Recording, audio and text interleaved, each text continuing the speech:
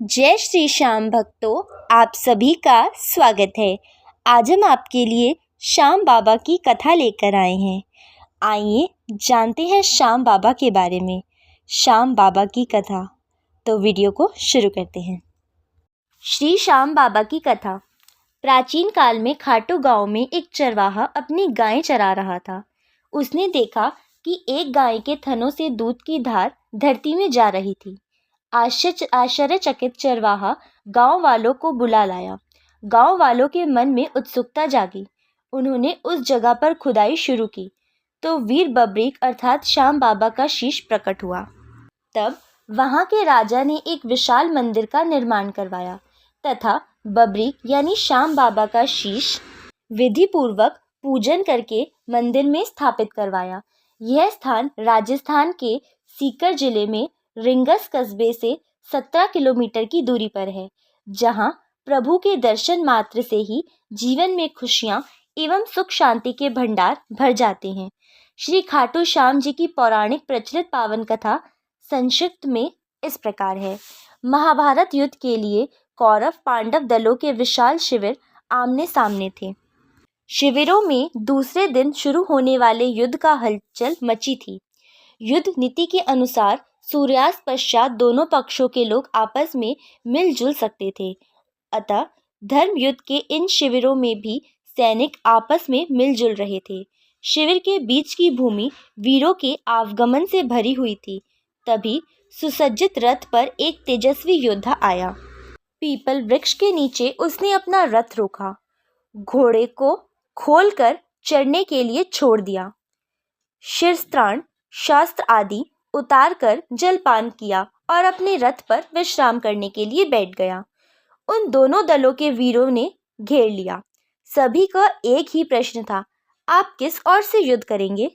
किसी भी दल की ओर से नहीं। अभी तो मैं एक दर्शक की भांति इस महायुद्ध को देखने आया हूँ। बाद में मैं उस दल की ओर से युद्ध करूंगा जो पराजित होगा या जिसके साथ अन्याय हुआ होगा। सब विस्मय से उसे ही देख रहे थे। उपस्थित लोगों में से एक ने पूछा, लेकिन आपकी सेना कहाँ है? क्या आपकी सेना पीछे आ रही है? नहीं, मुझे सेना की आवश्यकता नहीं है, मैं बिना सेना के ही आया हूँ, बब्रीक ने गर्व से कहा। तब आप पराजित दल की सहायता कैसे करेंगे? आगंतुक महाबली मुस्कुराए। मुझे सेना की आवश्यकता ही नहीं है। मुझे अपने इस धनुष और इन बाणों पर असीम विश्वास है। मैं एक ही बाण से शत्रु सेना का संहार कर सकता हूँ। छूटने पर मेरा पहला बाण हर व्यक्ति के मृत्यु स्थल पर निशान लगा देगा और दूसरे बाण उसे बींध देगा। आपका नाम? बहुत से लोगों ने विस्मय से पूछा। मैं भीमसेन का पौत्र, घटोत्कच का पुत्र महाबली बब्रीक हूँ। आंधी की तरह कुछ ही क्षणों में यह बात दोनों शिविरों में फैल गई। हर जीवा पर बब्रीक का ही नाम गूंज रहा था। सैनिक लोग बात की गहराई तक नहीं पहुंच रहे थे, पर बात की गंभीरता को समझने वाले योद्धा चिंतित हो उठे। भगवान श्री कृष्ण सोच विचार करने लगे कि यदि वास्तव में ही यह वीर निर्बल पक्ष का साथ देगा तो पांडवों की विजय होते ही कौरव निर्बल हो जाएंगे, फिर वह वीर उनकी ओर से लड़कर पांडवों की विजय को पराजय में बदल देगा। क्या वह वास्तव में ही ऐसा विलक्षण धनुर्धर है जो 2 बाणों से ही शत्रु सेना का संहार कर सकता है? चलकर परीक्षा ली जाए। वह उठे और बब्रीक के पास पहुंचे।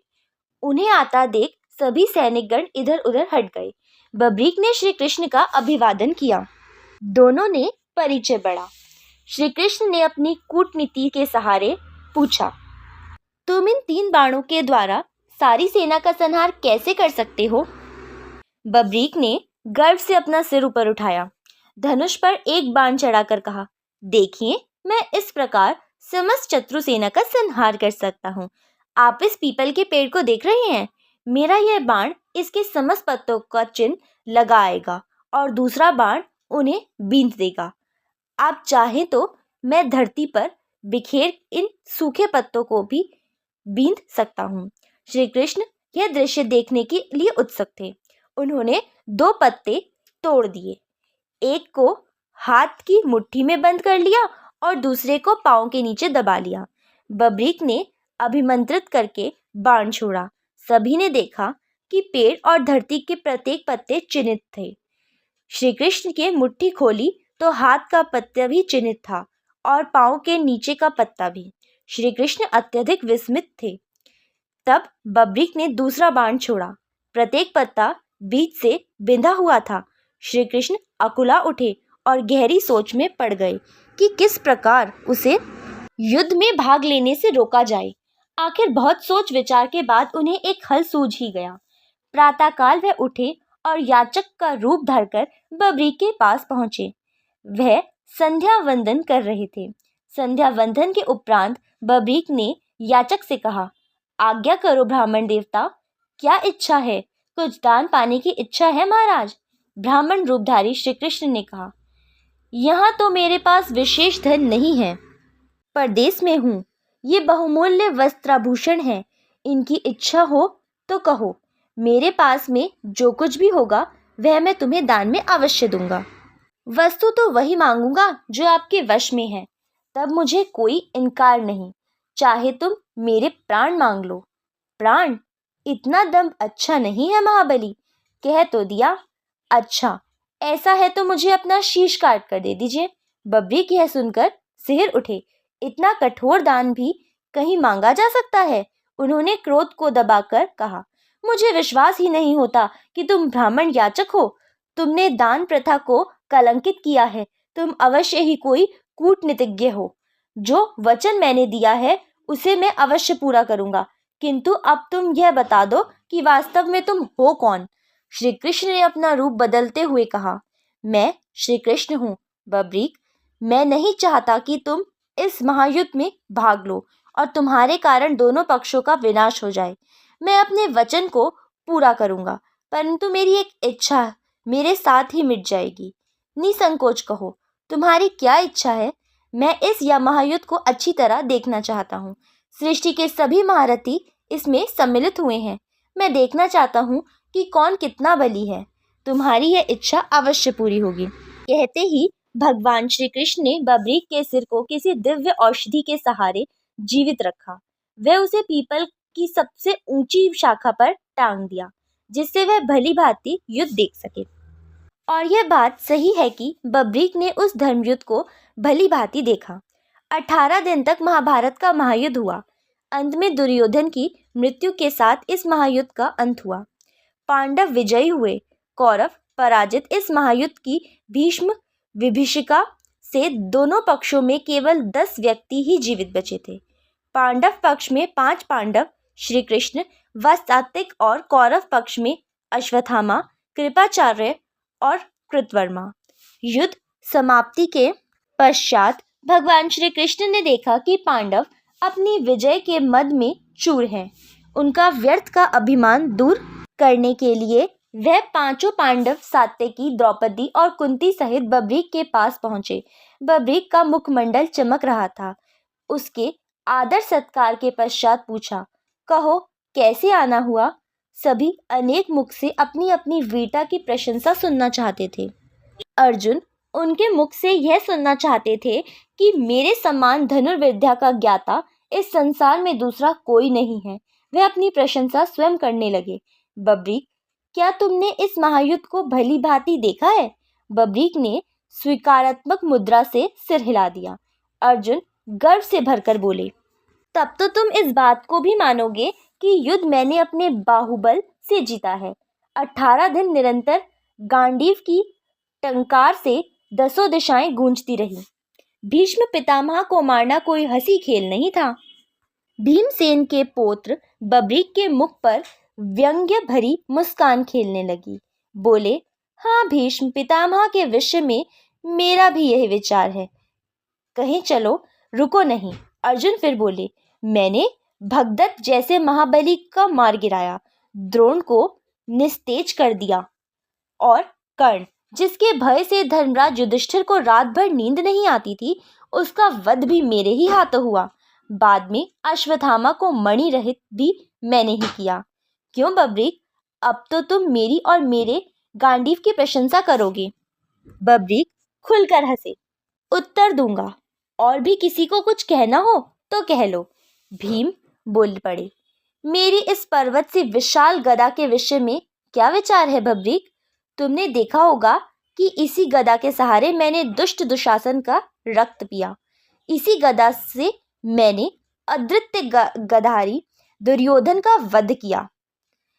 हिडिंब, बकासुर और चक के वध की कहानियां भी तुमने सुनी होंगी। बब्रीक हंस दिए। कहूंगा, पहले तुम सब अपनी बात कह लो, फिर मैं सबका जवाब एक साथ दूंगा। नकुल, सहदेव ने अपनी अपनी विशाल तलवारों की प्रशंसा की। बाद में युधिष्ठिर ने कहा, मेरा विचार है बब्रीक की यह युद्ध मैंने सत्य के बल पर जीता। बब्रीक ने सबकी ओर उपेक्षा से देखकर श्री कृष्ण से प्रश्न किया, क्यों श्री कृष्ण? क्या तुमको अपने विषय में कुछ नहीं कहना है? श्री कृष्ण, जो अब तक सबकी बातें सुन रहे थे, मुस्कुराकर बोले, मुझे कुछ नहीं कहना बब्रीक। मैंने योद्धा के रूप में तो इस युद्ध में भाग लिया ही नहीं, मैं तो मात्र सारथी था। रथ चलाता रहा, युद्ध देखता रहा, बस इससे अधिक कुछ नहीं किया मैंने। यह सुनते ही बब्रीक खुलकर हंसे। उनके अट्टहास से दशों दिशाएं गूंज उठी। बाद में वह गंभीर स्वर से बोले, अच्छा किया श्री कृष्ण, तुमने सारथी के रूप में ही इस युद्ध में भाग लिया, योद्धा के रूप में नहीं। शस्त्र धारण करके भाग लेते तो संभवतः पांडवों की पराजय ही होती। नकुल, सहदेव और युधिष्ठिर को तो मैं महावीरों की श्रेणी में गिनता ही नहीं। रहे अर्जुन और भीम, ये महाबली अवश्य हैं, किंतु कौरव पक्ष के धनुर्धरों के सम्मुख ये दोनों भी अनाड़ी और नौसिखिया लग रहे थे। अकेले भीष्म ने ही समस्त पांडव सेना और पांडव वीरों का बुरा हाल कर दिया था। उन्हें तो इच्छा मृत्यु का वरदान प्राप्त था, भला इनके मारे वह क्या मरते। इस वृद्धावस्था में भी कितना तेज था उनके मुख पर। बब्रीक ने फिर अर्जुन की ओर देखकर कहा, मैं तुम्हारी बात का उत्तर दे रहा हूँ अर्जुन। जिस गांडीव की तुम इतनी प्रशंसा कर रहे हो, वह उस वक्त कहाँ गया था जब भीष्म ने तुम्हारी सेना को छिन्न भिन्न कर दिया था, रथ तोड़ दिया था, कपिध्वज धरती पर पड़ा था, तुम मूर्छित हो गए थे और श्री कृष्ण को अपनी प्रतिज्ञा तोड़कर तुम्हारी रक्षा करनी पड़ी थी। फिर तुम श्री कृष्ण की सलाह पर भीष्म से यह पूछने गए थे कि उसकी मृत्यु कैसे होगी। तब तुम लोगों को लाज नहीं आई थी? शिखंडी के पीछे से ही भी निहत्थे भीष्म पर मैंने तुम्हारे शस्त्रों को चलते देखा था। वह तुम्हारी वीरता की चरम सीमा थी। जयद्रथ वध के दिन भी मैं तुम्हारी वीरता को देख चुका था। श्री कृष्ण की माया यदि साथ न देती तो एक क्या सैकड़ों अर्जुन भी जयद्रथ की परछाई नहीं पा सकते थे। तेजस्वी वृद्ध आश्चर्य द्रोण ने तुम्हारी और तुम्हारी सेना की जो दुर्दशा की थी, वह भी किसी से छिपी नहीं है। तब तुम्हारा बल तेज कहाँ गया था? युधिष्ठिर कितने सत्यवादी हैं, मैंने यह भी इसी युद्ध में देखा। श्री कृष्ण की सलाह पर अपने गुरु के सन्मुख जाकर उन्होंने झूठ बोला, जीवित अश्वत्थामा को मृत बताया, क्योंकि पुत्र शोक ही उनकी मृत्यु का कारण हो सकता था। यह सुनते ही युधिष्ठिर बोल उठे, भूलते हो बब्रीक, मैंने कहा था अश्वत्थामा मर गया है, किंतु नर नहीं, हाथी। बब्रीक उत्तेजित हो उठे, क्रोध से बोले, नर नहीं हाथी? धीमे स्वर में कहा था, मन में कहा होगा। केवल यह सुन सके कि अश्वत्थामा मर गया है। उसके बाद श्री कृष्ण और अर्जुन ने अपने शंख बजाने शुरू कर दिए। क्यों, यह सब पहले से ही निश्चित था ना? बब्रीक आगे बोले, सुनो अर्जुन, कर्ण के बाणों के सामने तुम्हारे दिव्य यास्त्र कहाँ गए थे? उन्हें बाणों को विफल करने के लिए उन्हें चलाया तो था, पर असफल रहे। क्यों, सच्चाई यही है ना? श्री कृष्ण ने उस वक्त घोड़ों को बैठाकर अपनी और तुम्हारी रक्षा की, फिर भी तुम्हारा मुकुट कट गया था। और सुनो, निहत्थे कर्ण को मारते हुए तुमको लाज न आई होगी। अर्जुन हतप्रभ हो रहे थे, फिर भी बोले, मैं तो रुक गया था, लेकिन श्री कृष्ण की मुझे आज्ञा मिली थी कि यही समय है जब कर्ण को मार सकते हैं। यदि कर्ण रथ की पहियां कीचड़ से निकालकर रथ पर बैठ गया तो एक क्या अनेक अर्जुन भी उसे मार नहीं पाएंगे। बब्रिक की वाणी से व्यंग्य उभर आया। ठीक ही किया श्री कृष्ण ने, तुम्हें युद्ध को जो जीतना था, मुझे याचक बनकर बेकार कर दिया। बलि भगदत्त की प्रचंड शक्ति को श्री कृष्ण ने अपनी छाती पर सहा, क्योंकि तुम्हारे शरीर के वह शतखंड कर देती। हाँ भीम, अब तुम भी सुनो। यह तो सच ही है कि तुम अतुल बल के स्वामी हो। तुमने निश्चित ही हिडिंब, बकासुर और कीचक को मारा, पर यह युद्ध को तो गदा से नहीं जीता जा सकता, क्योंकि इस युद्ध में इस युग के सर्वश्रेष्ठ धनुर्धारी सम्मिलित हुए थे। धनुर्धर कर्ण के सम्मुख तुम्हारी गदा को क्या हो गया था, जो तुम जान बचाने के लिए मरे हुए हाथियों के झुंड के पीछे जा छिपे थे। कर्ण ने अपने धनुष की डोरी तुम्हारे गले में डालकर तुम्हें बाहर खींच लिया। वह चाहते तो तुम्हारा वध कर सकते थे, किंतु उन्होंने तुम्हें छोड़ दिया। और तुम्हें ही क्या, उन्होंने नकुल, सहदेव और युधिष्ठिर को भी छोड़ दिया था। आज तो तुम सब अपनी वीरता की ढींगे हाँक रहे हो, लेकिन यह भूल गए कि तुम उस महारथी से प्राण दान लेकर लौटे थे।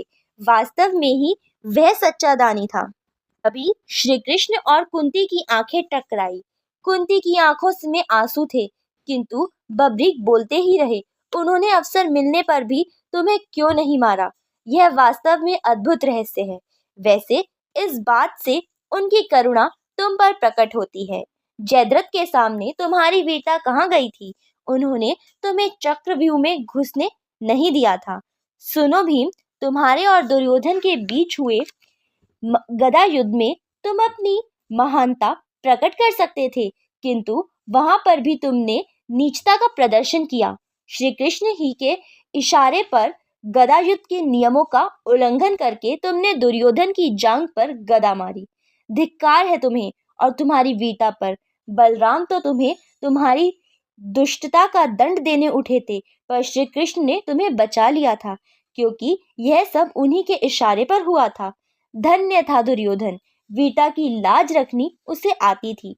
युधिष्ठिर के यह कहने पर भी कि हम पांचों में से किसी को भी द्वंद्व युद्ध के लिए चुन लो, उसने अपने से बलि को चुना। यदि शेष चारों में से वह किसी एक को चुन लेता तो क्या होता? गदा युद्ध व मल्ल युद्ध में से सब उनके सामने खिलौने जैसे थे। वैसे युद्ध में तुम्हारी भी मृत्यु निश्चित थी, क्योंकि वह गदा युद्ध का श्रेष्ठ ज्ञाता और बहुत फुर्तीला था। फिर बब्रिक सांस भरकर बोले, श्री कृष्ण की नीति पराजित कैसे हो सकती थी? मुझसे यदि कोई पूछे तो मैं यही कहूँगा कि इस युद्ध में वास्तविक विजेता श्री कृष्ण ही हैं, जिन्होंने अपनी बुद्धि और नीति के सहारे इस युद्ध को जीता।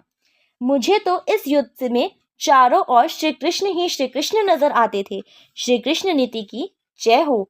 यह कहकर बब्रिक मौन हो गए। इतना सुनकर श्री कृष्ण ने महाबली बब्रिक को खुश होकर यह वरदान दिया कि महाबली बब्रिक, कलयुग में आप मेरे नाम से पूजे जाओगे, और जो आपको सच्चे मन से ध्याएगा वह मनवांछित फल पाएगा। और आज यह सच जग विख्यात है कि उस काल के बब्रिक आज के बाबा श्याम हैं। आज सारा संसार उन्हें शीश के दानी के रूप में जानता है, और जो भी सच्चे मन से उनकी शरण में खाटू श्याम जी जाता है और उसके समस्त कार्य प्रभु श्री श्याम पूर्ण करते हैं और उसके जीवन को सुख, संपदा व खुशियों से भर देते हैं। आशा है आपको कथा पसंद आई होगी। ऐसी और वीडियोस देखने के लिए चैनल को सब्सक्राइब करना ना भूलें, और अगर आपको कथा पसंद आई हो तो वीडियो को लाइक और शेयर ज़रूर करें, ताकि और लोग भी इसका आनंद ले सकें। तो बोलो जय श्री श्याम।